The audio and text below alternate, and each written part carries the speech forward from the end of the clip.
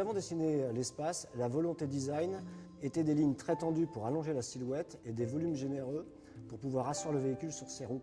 On a traduit ça par un mot, la continuité. La continuité des formes, des lignes, mais aussi des teintes extérieures et intérieures.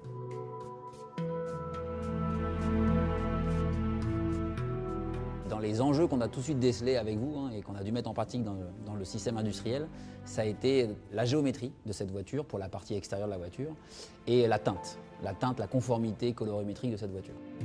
Donc, sur la géométrie, il a fallu tout de suite mobiliser les équipes pour avoir cette culture de la conformité, parce que la continuité vue du design, ça se traduisait par la conformité vue de l'industriel.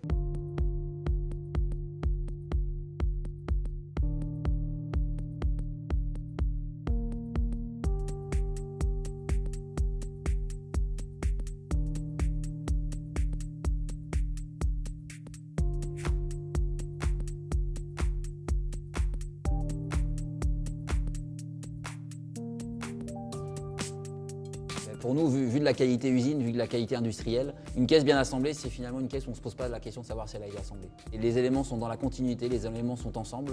Et finalement, le client, il n'achète pas des pièces, il achète une voiture. On s'était rencontrés pour des mises au point de la couleur et de l'aspect avec tes équipes. Tout à fait. Nous, pour répondre à cette exigence-là d'une belle peinture, on a nécessité en industrie d'avoir des moyens pour caractériser, pour mesurer cette colorimétrie. Avec la boîte à lumière pour contrôler cette peinture qui nous a entraînés à faire une formation commune. Ça montre le concours de nos deux équipes pour aller vers l'exigence après, en termes d'industriel, sur cette réalisation de colorimétrie.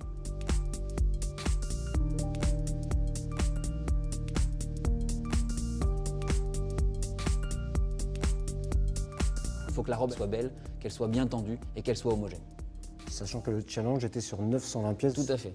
Ça a permis, en priorisant sur les sujets qui sont vus par le client, de finalement tirer toute la chaîne d'exigence. On avait identifié une zone critique entre toute la partie chrome, le montant de baie, le capot et l'aile, donc qui demandait une attention particulière en termes de finition. C'est vrai que cette zone-là est complexe puisque en fait, c'est le mariage quand même de beaucoup de technologies qu'on ne voit pas une fois que la voiture est assemblée et peinte. On a un capot aluminium, on a une aile plastique, on a une pièce rapportée au montage, on a des chromes qui ne viennent pas obligatoirement des mêmes fournisseurs. L'exercice est intéressant puisque ça a dû mailler tous les métiers, les peintres pour la partie colorimétrie, l'exécution géométrique puisque cette zone en Y est complexe à réaliser et nécessite vraiment de la finesse dans l'exécution. Donc c'est vraiment le symbole de nombreux travaux qu'on a dû mener ensemble. Notre volonté d'aller jusqu'au bout de ce que vous nous aviez demandé dans le dessin, ça va être l'assemblage du cockpit et surtout de la console flottante. Il y a beaucoup de pièces, il y a du multimédia, il y a du jonc de lumière, il y a des pièces d'ébénisterie, il y a l'interface mécanique. Et finalement, arriver à l'exécution parfaite de cet assemblage-là, on répond vraiment aux critères qualité en termes de robustesse, en termes de géométrie, en termes d'assemblage.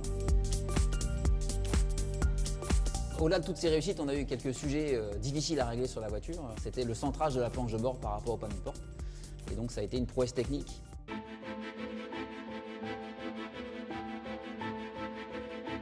Ce que je retiens du projet, c'est vraiment cette relation humaine qu'il y a eu entre mes équipes et les tiennes qui nous a amené de la performance dans le résultat final. Oui, puis ce qui a été plutôt remarquable aussi, c'est le fait qu'on arrive à faire travailler nos équipes ensemble depuis le début du projet. Et puis ça s'est traduit par l'enjeu unique et partagé par tous de réussir cette voiture et la mobilisation de chacun d'entre nous. Et je pense que ça, on peut être fier de nos équipes d'avoir réussi. Un bel objet, tel que vous l'aviez dessiné, cette belle voiture.